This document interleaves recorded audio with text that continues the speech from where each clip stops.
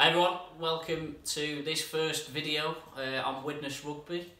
I've been meaning to do this for a long while. Those of you who've seen the Love Rugby League videos and who follow me on Twitter, you know I do a hopeless job of disguise. Well, I never try and disguise that I am an ardent Widnes fan, so I thought, why not do a regular series on Widnes? And you know, I go to all the games and stuff and some of the burning issues, so I thought it might be something that you guys want to watch. So please like, share and comment on the videos, and hopefully I can make this a regular theme. So I'm not quite going down the road of Arsenal fan TV. I don't think that'd be good for my career, but I'm definitely keen to do as much Widnes content as we can over the season and try and make a weekly video. So so for this first one, I thought it's a good time to talk about Widnes in terms of looking ahead to 2019. I think it's difficult to want to talk about 2018 after the relegation, so I thought it might be a good opportunity to go through the squad and get some thoughts off people as well.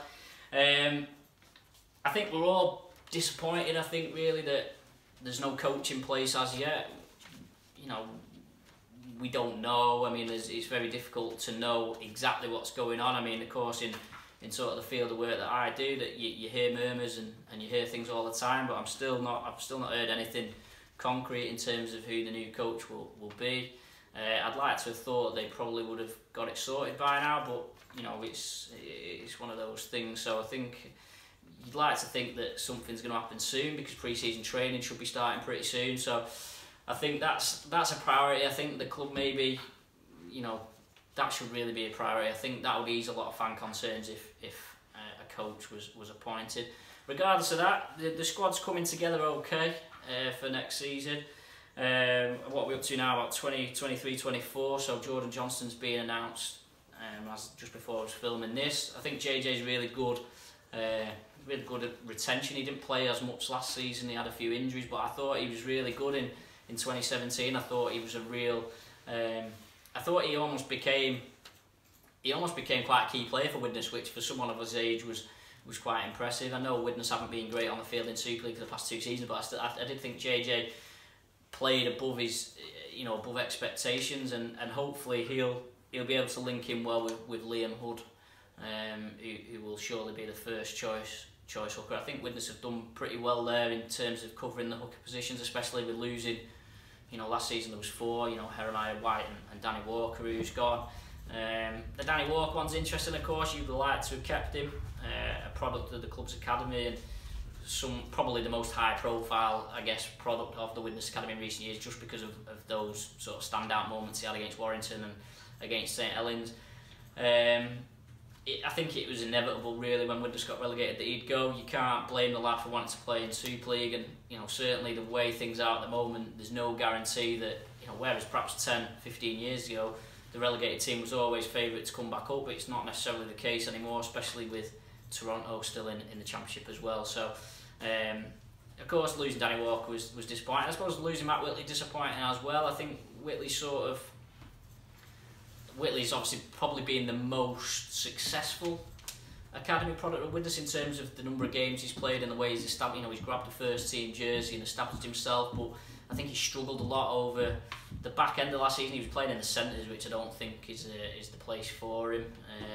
He's a bit of a strange one, Whitley. It'd be really interesting to see what Catalan do, because I feel like he's not quite quick enough to be a back, but he's maybe on the small side to be a forward. So it'd be interesting to see whether Catalan do any conditioning with him over the close season, and see how he goes. But I think it's great. I mean, as much as it's bad for Widnes to lose them players, it's a sort of great rap for the academy that 2 more players are going to be regular Super League players next season.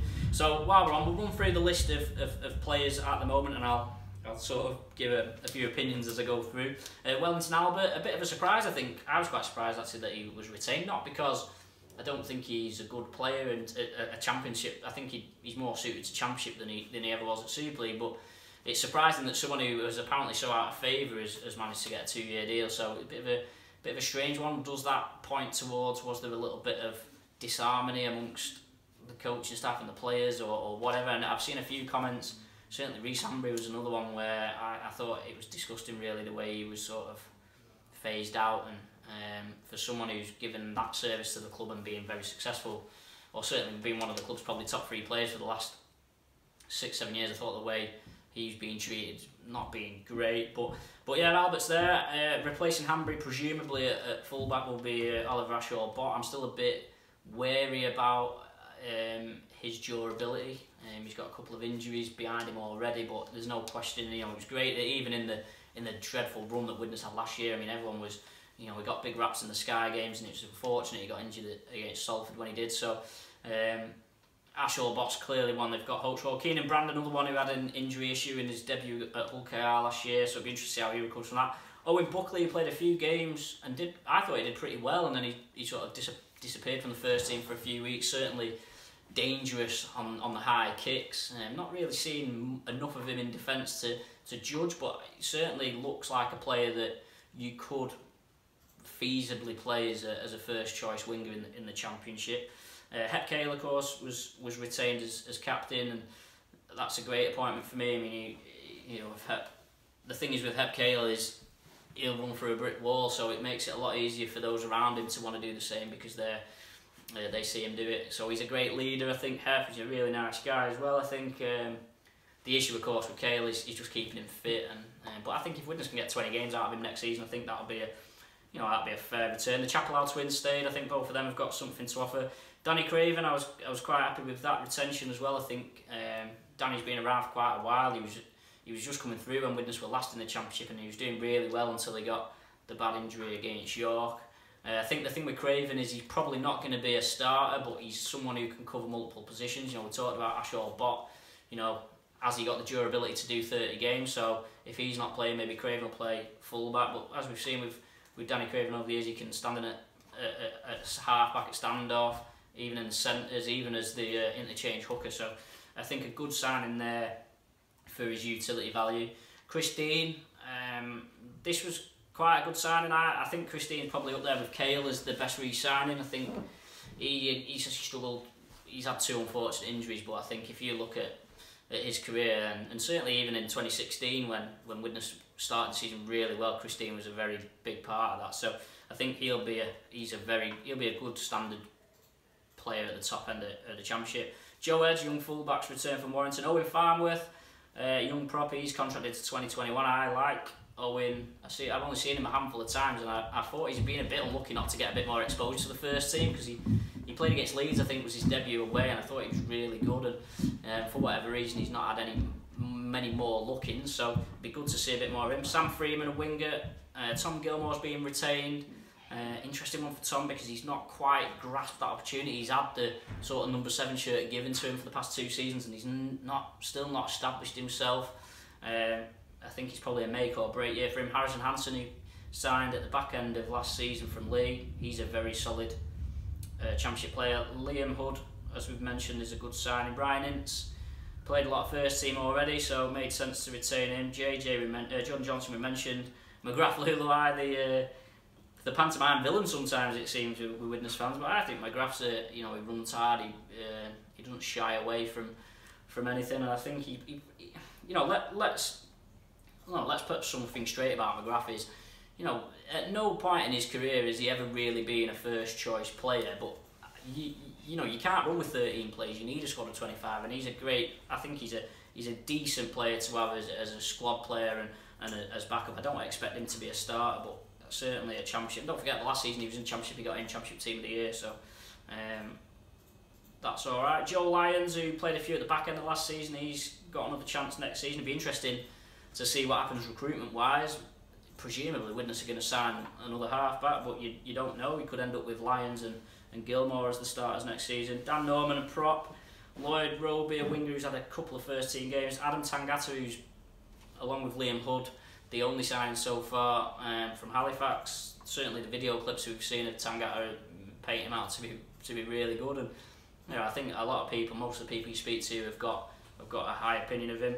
And then to finish that off, you've got Brad Walker and Liam Walsh, 2 more academy products who are committed to 2021. I think both of these players, these are probably 2 of the players that Widnes have got the highest hopes for. They've both been around the England academy setup, and this might be the year now that they can break through. And then Sam Wilde rounds up that list. just to finish off then, we're still waiting on Krishnaninu to see whether he comes back, and Anthony Gelling, of course. I'm still not convinced that that's going to happen, the Gelling thing. I know that there's not really been anything official. I think the fact that it's going on for so long without the official confirmation that he is coming sort of makes me a bit more sceptical about it. But I think if Widnes could retain Gelling and Inu, I think, you know, you won't be too far off, I don't think, in terms of if you got a couple, maybe a half back and another outside back. But we'll see.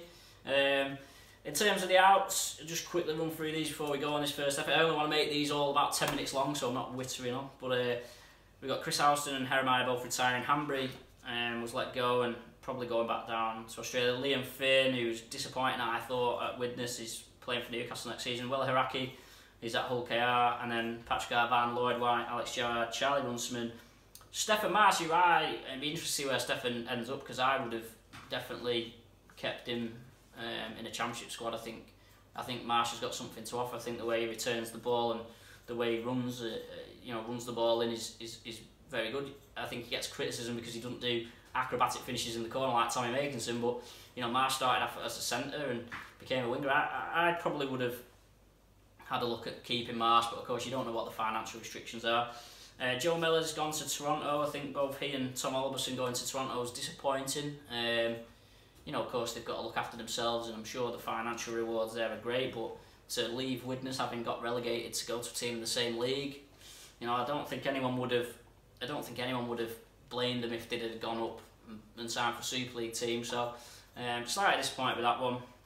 And Whitley, as we mentioned, has gone to Catalan. Danny Walker, as we mentioned, has gone to Warrington, and then the final one is Gil Dudson, who's apparently off to Salford. I think Gil Dudson lost his way a little bit last season, had a few injuries, so.